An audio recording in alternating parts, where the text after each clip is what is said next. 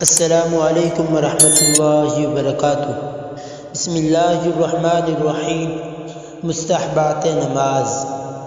Number 1، تکبیر تحریمہ کہتے وقت آستینوں سے دونوں ہتھیلیاں نکالنا۔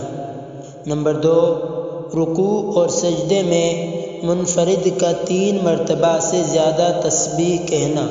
نمبر 3، قیام کی حالت میں سجدے کی جگہ پر، رکوع کی حالت میں قدموں پر، قاعدہ یا قومے کی حالت میں اپنی گود میں، اور سلام کے وقت اپنے کندھوں پر نظر رکھنا۔